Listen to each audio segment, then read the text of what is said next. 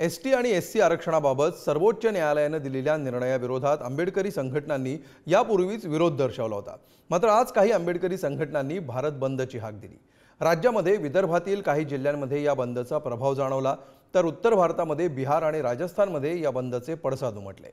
बघूया काय नेमकी आंबेडकरी संघटनांची मागणी, आज बंद दरम्यान देशभर काय काय घडलं याविषयीचा सविस्तर रिपोर्ट।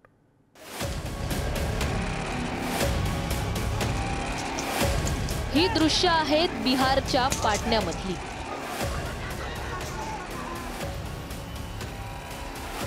जिथं पोलिसांनी आंदोलकांवर लाठीचार्ज केलाय। एससी आरक्षणामध्ये क्रिमिलेअर लागू करण्याची परवानगी सर्वोच्च न्यायालयाने दिली आणि त्या विरोधात आंबेडकरी संघटना आक्रमक झाल्या आणि त्याचीच प्रचिती आज देशभर आली। बिहारमध्ये भारत बंद दरम्यान आंदोलक आणि पोलिसांमध्ये मोठा संघर्ष दिसला।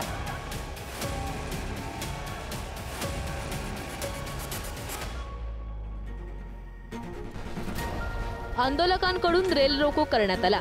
आरा आणि दरभंगा येथे ट्रेन अडवण्यात आली, तर पोलिसांनी काही भागात आंदोलकांवर लाठीचार्जही केला।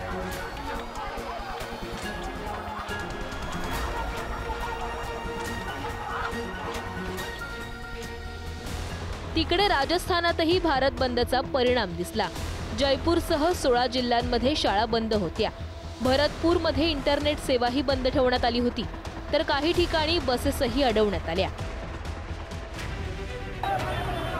तिकडे मध्य प्रदेशात आंदोलक आणि दुकानदारांमध्ये बाचाबाची झाल्याचं पाहायला मिळालं, तर राज्यातील काही भागांमध्ये खबरदारी म्हणून शाळाही बंद ठेवण्यात आल्या।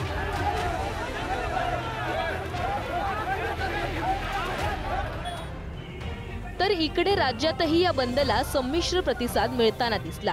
विदर्भातील काही जिल्ह्यांमध्ये बंदचा प्रभाव जाणवला। नागपुरात संविधान चौकात आंदोलन केलं गेलं। अनुसूचित जाती आणि जमातीच्या आरक्षणामधील आरक्षणाचा उपवर्ग आणि क्रिमिलेअरची अट या सुप्रीम कोर्टाच्या निर्णयाविरोधात आज अनेक संघटना आणि राजकीय पक्षांनी भारत बंदची हाक दिलेली होती आणि त्याचा परिणाम जो आहे तो नागपुरात काही भागामध्ये दिसून आलेला आहे। नव्या निर्णयामुळे जे आरक्षण आहे त्याला धोका पोहोचतोय, त्यामुळे संसदेने एक अध्यादेश काढून हा जो निर्णय आहे तो रद्द करण्याची मागणी या बंदच्या समर्थकांनी केलेली आहे। जिथून काही मोर्चे आणि रॅली गेल्या तेथील बाजारपेठा बंद ठेवण्यात आल्या होत्या, मात्र नंतरही त्या उघडण्यात आल्या। या बंदचा किती परिणाम होतो हे येत्या दिवसात स्पष्ट होईल। तर भारत बंदच्या हाकेला भंडारा शहरामध्ये चांगला प्रतिसाद मिळाला। शहरात कडकडीत बंद होता। आंबेडकरवादी संघटनांच्या सोबतच इतरही संघटनांनी पाठिंबा दिला। शास्त्री चौकातून शांततेत रॅली काढण्यात आली। अमरावती जिल्ह्यात ग्रामीण भागात बंदची हाक देण्यात आली। सकाळी 11 वाजता आरक्षण बचाव कृती समितीच्या वतीनं अमरावती जिल्हाधिकारी कार्यालयावर धरणे आंदोलन करण्यात आलं। तर वर्ध्यामध्येही भारत बंदला संमिश्र प्रतिसाद मिळाला। वर्ध्यातील बजाज चौकापासून डॉक्टर आंबेडकर पुतळा चौकापर्यंत शांतता मोर्चा काढण्यात आला।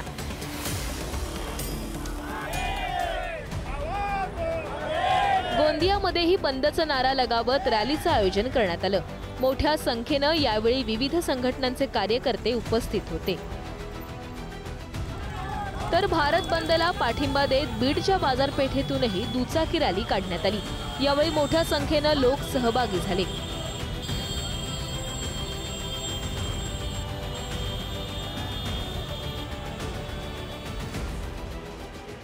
बारामतीतील एससी एसटी समाजाच्या वतीनं आजच्या बंदला समर्थन देण्यासाठी आवाहन करण्यात आलं होतं।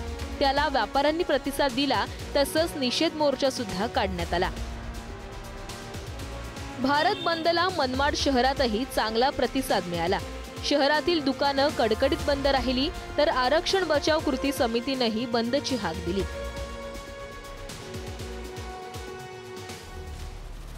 सुप्रीम कोर्टाच्या निर्णयावरून आंबेडकरी संघटनांची काय भूमिका आहे आणि मागण्या काय आहेत त्याही जाणून घेऊयात। एसटी एससी मध्ये वर्गीकरण करू नये।